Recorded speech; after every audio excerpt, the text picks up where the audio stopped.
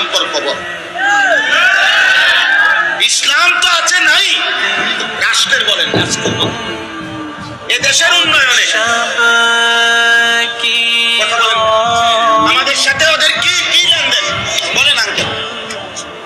একটা ছেলেকে বলতে বলেন এখানে এসে দাঁড়াই, আব্বা তোমরা একটা ছেলে এসে বলো যে ব্রাজিল আর্জেন্টিনার খেলোয়াড়ের সাথে আমাদের ধর্মীয় সম্পর্ক কি?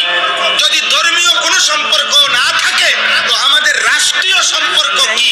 বাংলাদেশের অর্থনীতি, সামাজিক, বাংলাদেশের উন্নতি, প্রগতি, আধুনিকতার জন্য শুধু মাতৃভূমির মায়াও যদি থাকে, একটা নাফরমান বল বেটা এখানে দাঁড়ায় আর্জেন্টিনার ব্রাজিলের খেলোয়াড়ের সাথে আমাদের বাংলাদেশের উন্নতির কি সম্পর্ক বল?